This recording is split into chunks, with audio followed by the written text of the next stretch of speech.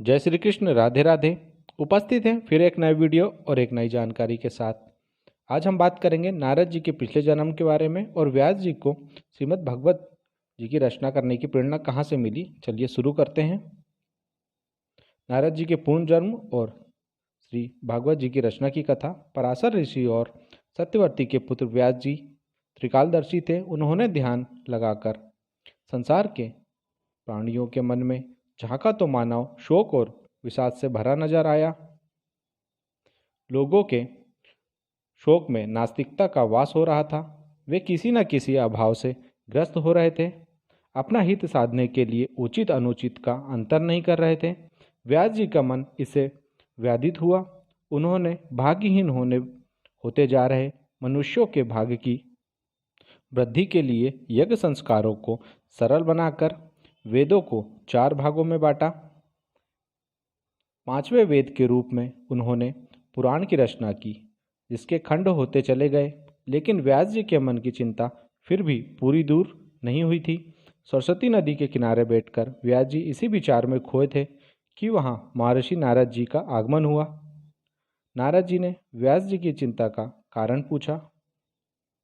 व्यास जी ने नारद जी को कहा, ऋषिवर, कली के प्रभाव से मानव के मन में जो दुख पैदा होगा, उससे रक्षा के लिए मैंने ज्ञान को 4 वेदों में डालकर मानव के समक्ष रखा। वेद पाठ में सभी असमर्थ नहीं होंगे, समर्थ नहीं होंगे।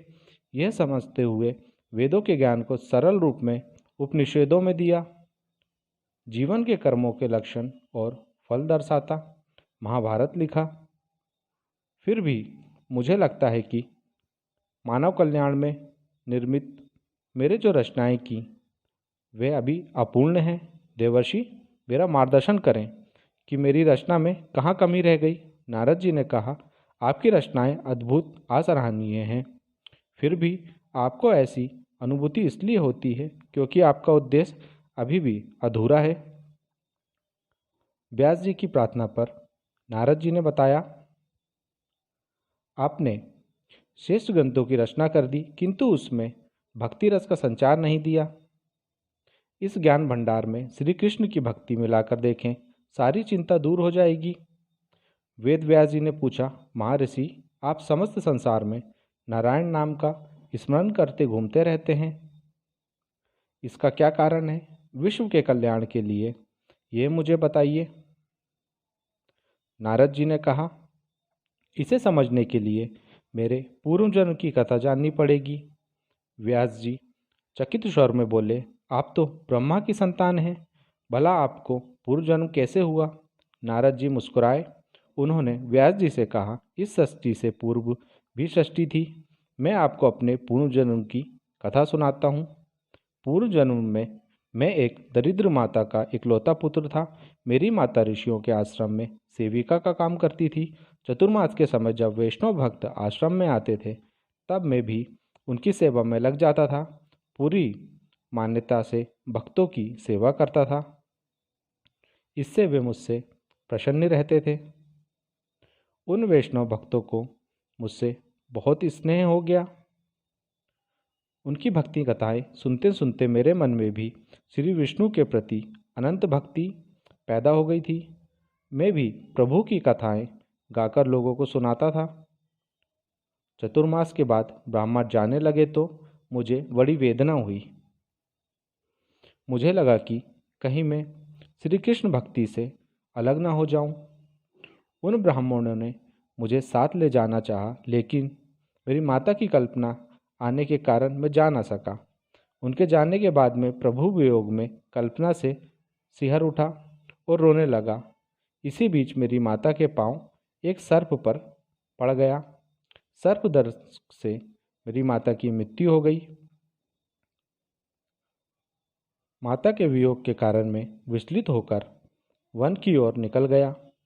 भटकता हुआ मैं हरि नाम का स्मरण करता था।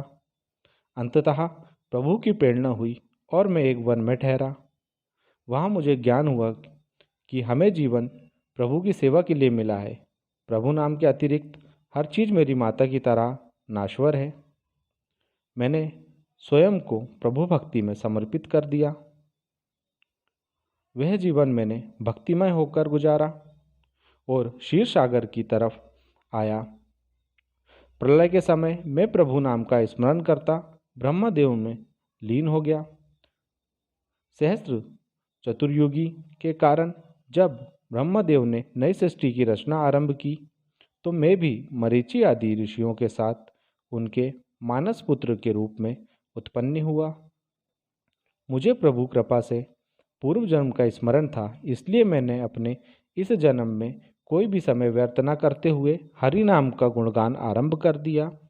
समस्त लोकों में नारायण नाम लेता फिरता हूँ। नारद जी ने व्यास जी को कहा कि वह श्री हरि की भक्ति से ओतप्रोत एक महापुराण की रचना करें, जिससे उनके मन को शांति मिलेगी और जन कल्याण होगा।